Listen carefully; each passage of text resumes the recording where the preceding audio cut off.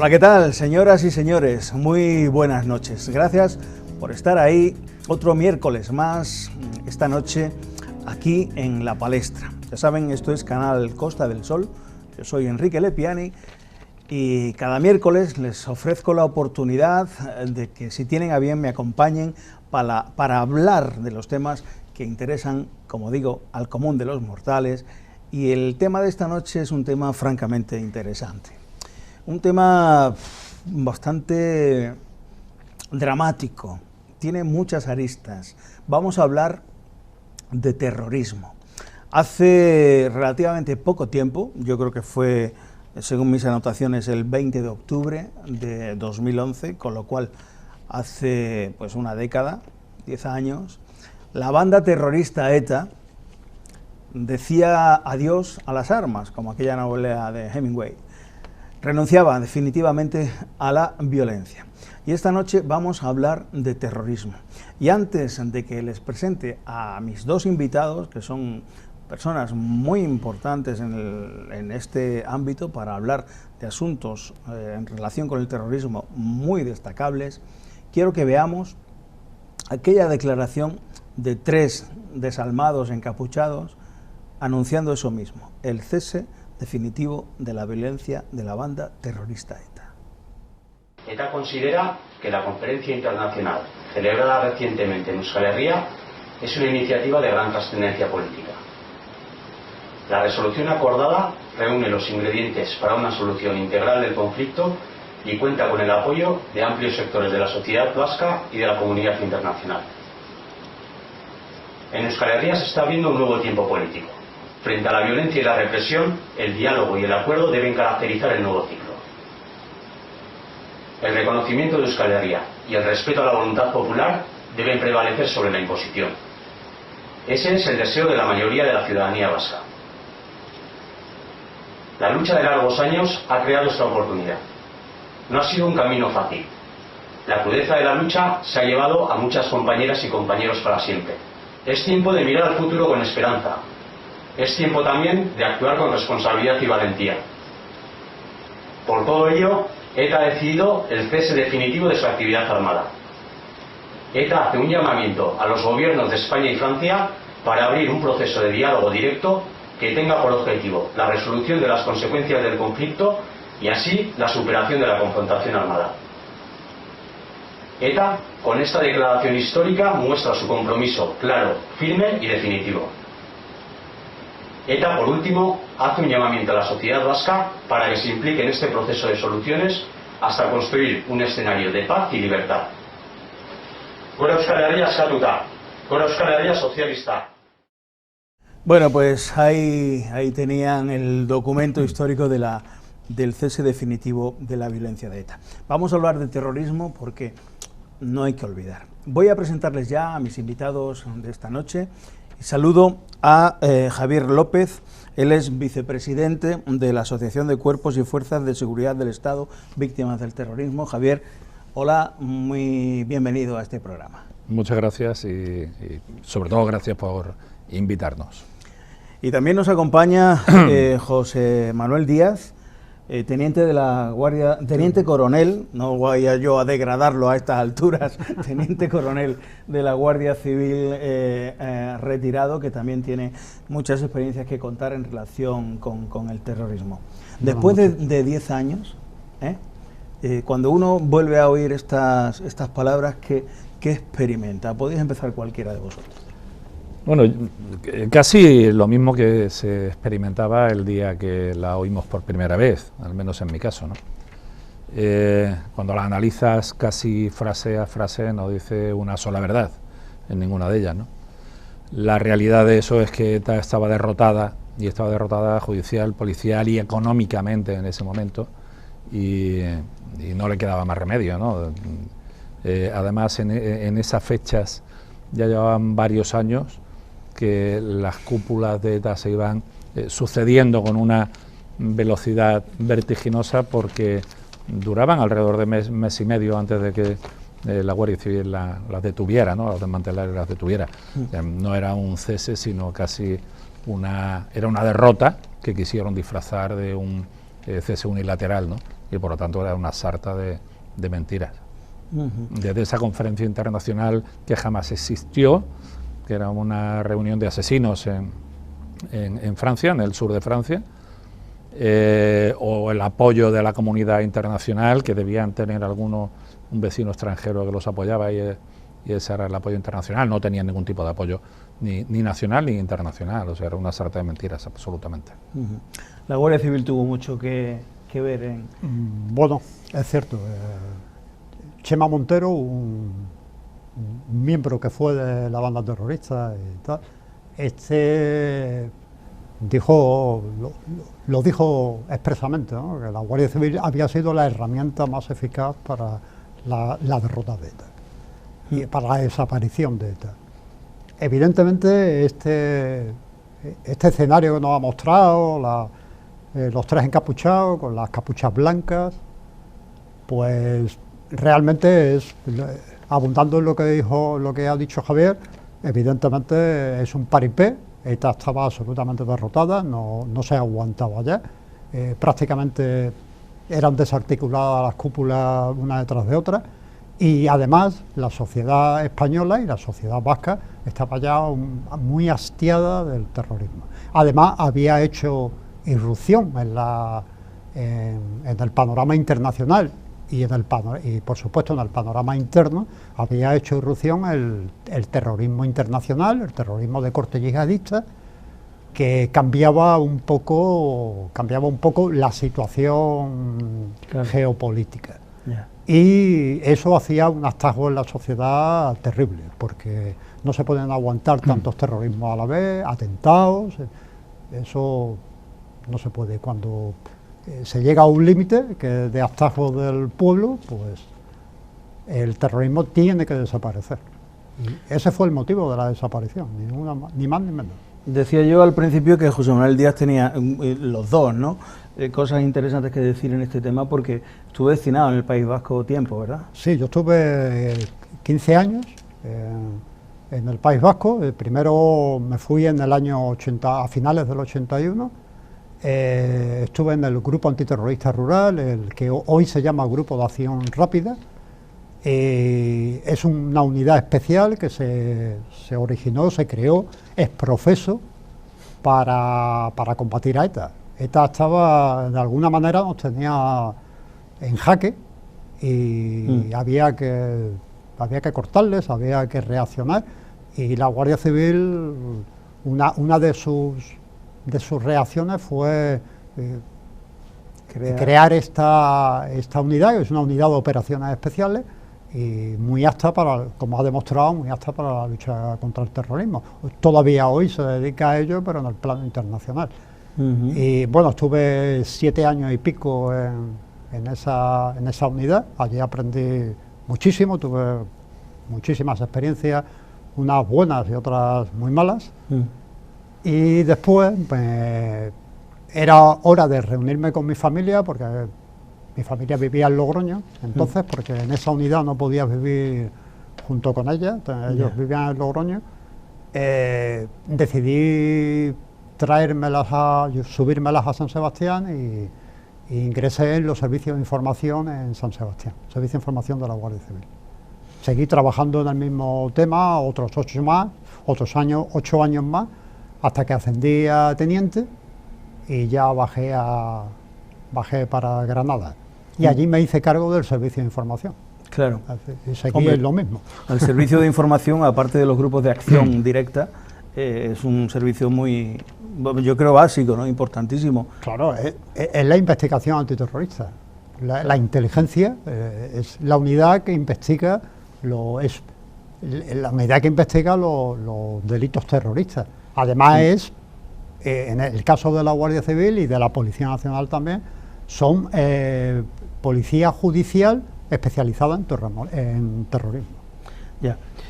Pues José Manuel ha dicho que ha tenido experiencias buenas y malas en los GAR, y Javier, la pregunta es la siguiente. Personalmente, para la gente que tal vez no lo sepa, ¿habéis tenido experiencias cercanas de la acción del terrorismo? La mía, yo soy víctima del terrorismo. Yo tuve un atentado en el año 78 Estaba destinado también al servicio de información, pero en este caso en Basauri, en la provincia de Vizcaya, y fui víctima de un atentado terrorista. Y luego, además, a partir de 2006 hacia acá, que creamos la Asociación de Cuerpos y Fuerzas de Seguridad del Estado Víctimas del Terrorismo, el contacto con las víctimas ha sido permanente, claro, a diario, ¿no? Y viviendo las historias de otros como si fueran mías, a diario. Pues yo creo que, como dicen, memoria de dignidad y justicia, vamos a empezar a refrescar la memoria. Los más jóvenes seguramente no tendrán información. Han habido encuestas de medios de comunicación nacionales a las puertas de la universidad que a los universitarios les suena pues de algo lo que ha sido la banda terrorista ETA en nuestro país, cuyas secuelas están ahora mismo viviéndose incluso en el Congreso de los Diputados. Ahora lo explicaremos. Yo quiero poner unas imágenes, Javier, José Manuel, en donde vamos a ver, nos vamos a situar en Málaga, nos vamos a situar en Guadalmar y el puerto deportivo de esta localidad, de Benalmádena, y también nos vamos a situar en el aeropuerto de Málaga. Hablo de 3 atentados que ustedes tienen que recordar porque esto pasó muy cerca. El atentado ocurría alrededor de las 6 de esta madrugada, pocos minutos después de realizarse el relevo de las fuerzas de seguridad que custodian la prisión malagueña. Estos minutos de diferencia han evitado que las consecuencias del atentado hayan sido mayores. Un turismo explosionaba frente a la prisión provincial, ocasionando daños de diversa consideración en los edificios de la zona, así como los vehículos estacionados en las inmediaciones. Según todos los indicios, el tipo de explosivo utilizado ha sido amonal. Alrededor de 40 viviendas se han visto afectadas por la onda expansiva de la explosión. Algunos de estos pisos están totalmente destrozados y sus inquilinos han perdido todas sus pertenencias. El coche bomba colocado en el aparcamiento del aeropuerto de Málaga fue situado por un comando itinerante, según las primeras investigaciones. El vehículo está siendo analizado por especialistas para intentar conseguir la mayor cantidad de información posible sobre los autores de este atentado frustrado. El material explosivo, denominado titadine, estaba colocado en el maletero del coche y procede del robo efectuado por ETA en Francia. Los agentes de desactivación, una vez acordonada la zona, utilizaron robots para abrir el coche y después el explosivo fue desactivado a mano, jugándose la vida. Todo hace indicar que lo que ha habido ha sido pericia de los TEDAS y no fallo, y que siempre cuando dan una hora lo que intentan es la trampa, y en este caso pues yo creo que, y yo estoy convencido por lo que he hablado con los TEDAS, de que ha sido la labor de ellos el desconectar, porque lo que me han transmitido es que estaban todos los dispositivos muy bien puestos y en perfecto uso. Nuevo capítulo de la denominada campaña de verano de ETA. Esta vez ha sido en la costa malagueña, donde 2 artefactos de escasa potencia han estallado sin causar heridos. Primero, en torno a las 13 horas, un artefacto estallado en esta playa de Guadalmar, en la propia capital malagueña. Y posteriormente, pasadas las 15 horas, ha explotado otro en las inmediaciones del puerto deportivo de Benalmádena. Una llamada anónima había alertado de la colocación de estos 2 artefactos y de un tercero en la carretera que une Málaga y Torremolinos, que finalmente ha sido desactivado. En ninguna de las explosiones se han registrado heridos y solo han ocasionado pequeños daños materiales, pero sí han obligado a desalojar a más de 10.000 personas y a cortar la A7 y la antigua Nacional 340. Con estas 2 explosiones ya son 7 las bombas que ETA ha hecho estallar durante este verano. Bueno, pues ahí tenían ustedes 3 ejemplos, vamos a continuar repasando la historia, de que personas con 30 años pues les puede sonar un poco a muy lejano. Y hablo de jóvenes de 30 años que ya empiezan a dejar de ser jóvenes. Prisión Provincial de Málaga, Aeropuerto de Málaga, gracias a la labor de los TEDAS, los TEDAS son el cuerpo de la policía, ¿verdad?, que dedicado a la desarticulación de explosivos, y en Guadalmar y el puerto deportivo. Esto no hay que olvidarlo, ¿verdad? No, por supuesto que no. No hay que olvidar nunca, porque si olvidas, estás condenado a repetir. No hay que olvidarlo nunca y por eso hay que continuar relatando y hay que contárselo a los jóvenes. Y además esto debería de ser materia de enseñanza en los colegios y en las universidades. No se puede olvidar, porque además el terrorismo no te va a olvidar a ti, el terrorismo va a seguir. con distintas formas, con distintos grupos, por distintas causas, pero el terrorismo es una forma de agresión, además muy de moda prácticamente en el mundo entero, es decir, que hay que seguir contando. Claro, y la génesis del terrorismo, bueno, sería muy largo de contar, ¿no? Pero era la reclamación de independencia para un territorio de España, que es el País Vasco, Euskadi, a base de poner bombas en donde sea. Claro, pues no solo eso. El terrorismo era una forma de pretender doblegar al Estado para conseguir sus objetivos, ¿no? Sus objetivos era la creación de Euskal Herria. Euskal Herria no solo contempla el País Vasco y Navarra, sino que además contemplaba el País Vasco, Navarra y el sur de Francia, que ellos lo incorporaban como parte del País Vasco, ¿no? Es lo que llamaban Euskal Herria. Ese es el origen que dicen, ¿no? Y se apoyaban además en la falta de libertad. Bueno, no hay nada que vaya más en contra de la libertad que asesinar, y sobre todo por la espalda, ¿no? Que era lo que hacían ellos, ¿no? No hay nada que vaya más en contra de la paz, como ellos reclamaban en ese comunicado, que el asesinar indiscriminadamente a gente inocente, ¿no? O sea, por lo tanto, siempre fue una excusa para la creación de esa Euskal Herria y conseguir la independencia y la creación de un Estado nuevo en el que ellos pudieran hacer y deshacer. Pobrecito el Estado que cayera en sus manos. Sí, hemos visto al principio del primer vídeo Gora Euskadi socialista o algo así. Sí. También un Estado socialista, comunista, la ideología claro, ETA, claro. ¿no? Por supuesto, ETA nace en el año 58-59 y nace de juventudes vinculadas en principio al Partido Nacionalista Vasco, porque ellos pensaban que, bueno, que el Partido Nacionalista Vasco en el exilio, el antiguo gobierno vasco en el exilio y el Partido Nacionalista Vasco no estaban haciendo los deberes y no estaban peleando por la independencia de Euskadi y por la libertad, ¿no? Según ellos, entre comillas, siempre. Sí. Pero, ¿qué ocurre? Pues que después de unos años de inicio, donde hacen temas propagandísticos y donde intentan hacer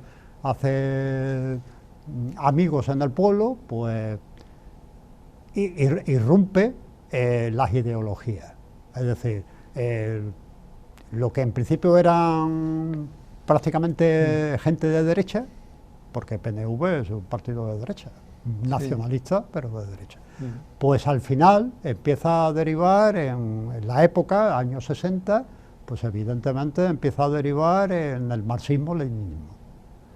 Y siempre ha habido una dicotomía importante en ETA, entre la discusión, que siempre se resolvía con la pistola encima de la mesa, una discusión siempre importante entre qué era lo más importante, lo más urgente, si el nacionalismo o la revolución, es decir, o la implantación de un Estado socialista, ¿no? Siempre se quedó ahí un poco en tabla, aunque al final siempre ganó el nacionalismo, es evidente. Claro.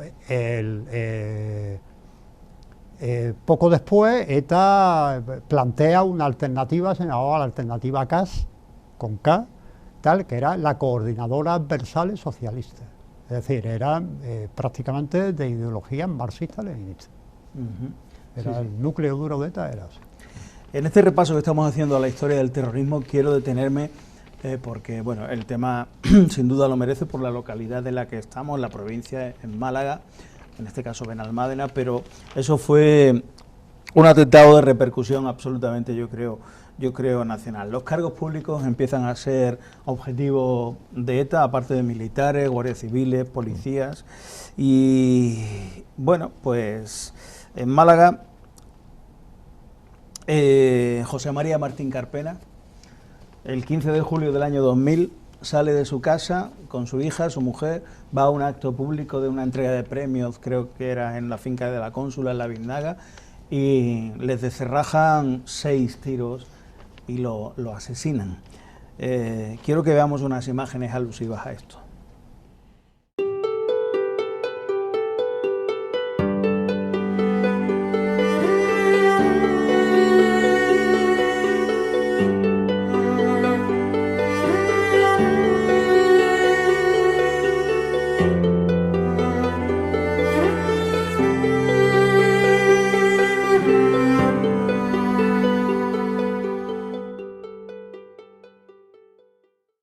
Hoy se cumplen 20 años del vil asesinato de mi compañero y concejal de Málaga, José María Martín Carpena, por la banda terrorista ETA delante de su mujer y de su hija. Y sirva hoy su recuerdo para remover conciencias de quien quieren blanquear la historia del terrorismo y de quienes lo ampararon y aún hoy siguen amparándolo. Va por ti, querido José María Martín Carpena.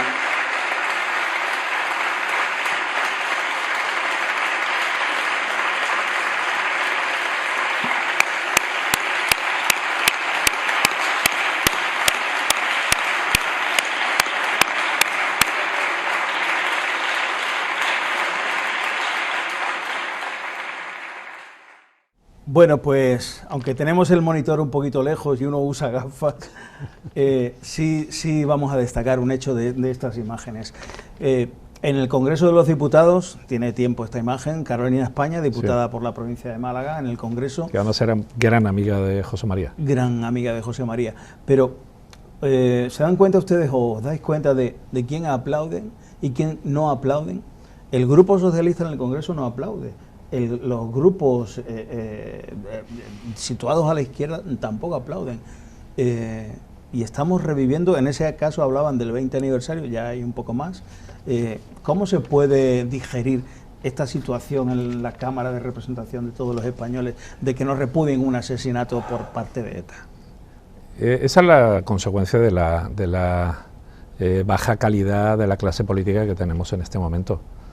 Tenemos una clase política muy mediocre, de la que todo lo que dice el partido contrario está mal y no se puede aplaudir, aunque sea algo tan evidente como el recordar a un asesinado por ETA, cuando ellos también entre sus miembros han tenido asesinados, ¿no? Y que debía ser unánime ese reconocimiento y ese recuerdo. Pero como tenemos la clase política tan mediocre que tenemos, utilizan hasta situaciones como esa para manifestar que se está en contra del otro partido político, ¿no? Que el otro partido político esté exponiendo algo con lo que todo el mundo tenía que estar de acuerdo, ¿no? Pero ese es el problema que tenemos en este país. Pues la verdad, no tenemos ni tiempo, ni siquiera yo creo energías para remover asuntos como, digo, la política relacionada con la lucha antiterrorista de los profesionales, ¿no? Yo recuerdo, yo conocí al comisario Rosino en su momento, el asunto del GAL, pero eso lo vamos a apartar ahora porque no es objeto de este programa. Quiero decir que muchas veces la política se ha interferido demasiado a la hora de terminar con la banda terrorista. Sí, por supuesto. Por supuesto. Y lo que decía Javier, ¿no?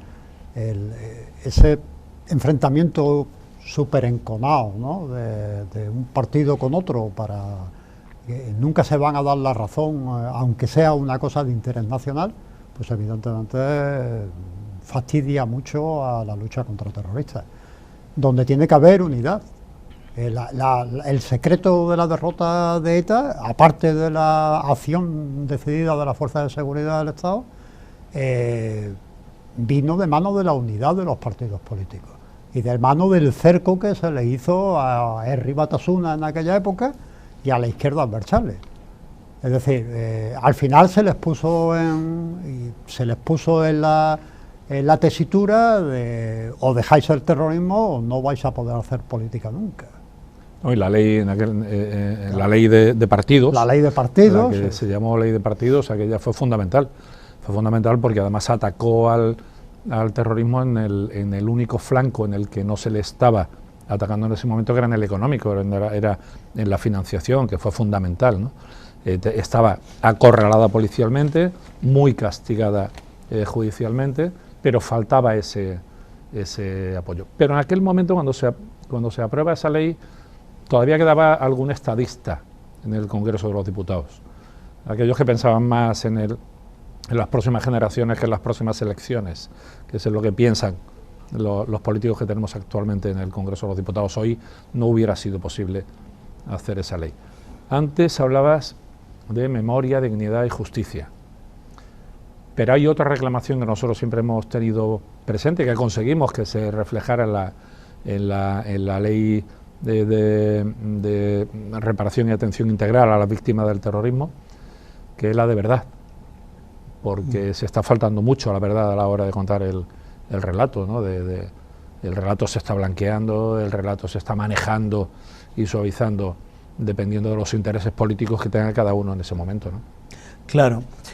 Bueno, pues todavía nos queda un tramo importante del programa, estamos llegando a la mitad prácticamente y yo creo que me va a faltar tiempo, pero bueno, vamos a hacer un mínimo alto en el camino. Aquí ya saben, en La Palestra, en Canal Costa del Sol Televisión, esta noche hablamos de terrorismo. No se vayan porque nos quedan muchas imágenes ciertamente duras que ver y muchos comentarios que hacer en este año 2021 sobre lo que ha supuesto ETA para España.